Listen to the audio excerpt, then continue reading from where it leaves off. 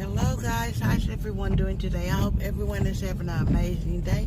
And if you haven't already, let's give the Lord some praise for allowing us to see another day. So guys, this is what it's doing in my town. Now listen, for the past couple of days, we've been having a wonderful weather where you was wearing shorts and everything like that. And today, it is raining cats and dogs. It's crazy. Our state has the most bipolar weather ever. So I just wanted to come and share with y'all some motivational talk this morning. I hope everyone has a blessed day. And yes, thank the Lord, because if you're seeing this video, He gave you another chance to get it right. Somebody somewhere did not wake up this morning, but He allowed us to. And for that, we should be thankful. So, I am going to read to somebody that might be down that failure is impossible. And it goes like this. It says, failure is impossible. These words were spoken by Susan B. Anthony, known for her immovable stance on women's rights in the USA. Though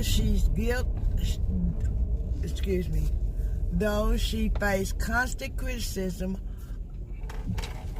later in arrest, trial, and guilty verdict for voting illegally.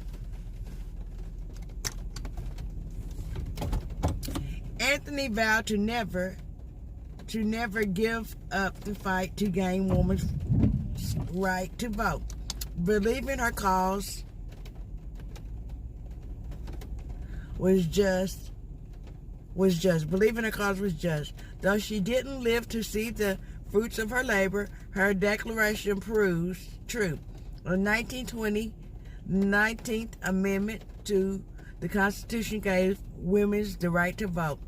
Failure wasn't an option for Nehemiah either, mainly because he had a powerful helper, God.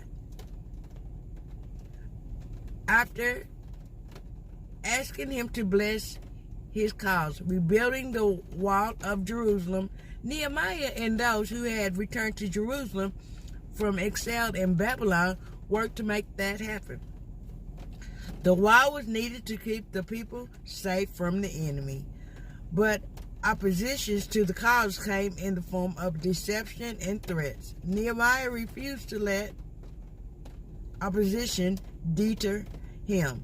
He informed those who opposed the work, "I am carrying on a great project." After that, he prayed, "Now strengthen my hands." Thank for perseverance. The work was completed.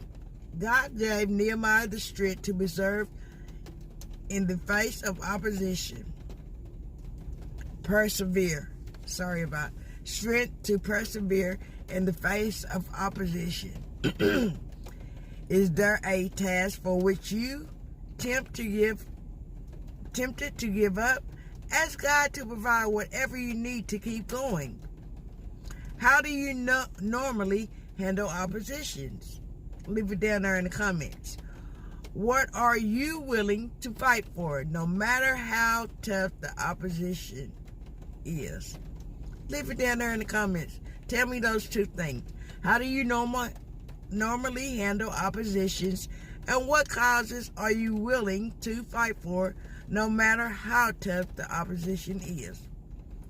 And then we're going to, the verses came from Nehemiah 6, and you can read from 1 to 9, but it says, this work has been done with the help of God. Nehemiah 6 and 16. And we're going to end right here and with the prayer. It says, okay, Precious God, I need your help to keep going with the work you're giving me to do, no matter what the cost may be.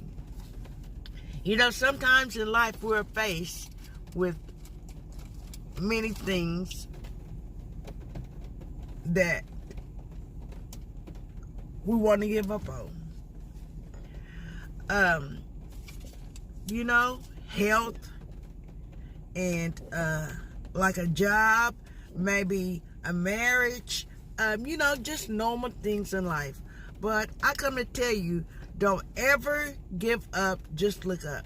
It was many times during my cancer journey that I just wanted to throw my hands up, and I did a couple of times, but then I had to come back, ask God for strength to keep fighting this race so I could be here for my girls, for my grandkids, and for my future grandkids, for my husband, for my mom, for my dad. I had to not be so selfish and think that everything was, you know, giving up was all about me. So I quit. For like the first time I quit for 2 weeks, it was just making me so sick that I was tired of laying in the bed 5 days after I took my chemo treatment. And I was just tired of going through that. And I did these treatments for a year on one set of treatments and for 6 months on my other sets of treatments, because it was, he gave me the highest dose, because 2 years before I got it, I'm going to sit down and do a story time. Well, it ain't going to be a story time, but it's going to be real life. My sister had it, my baby sister. She was 3 years younger than me. She died at 34.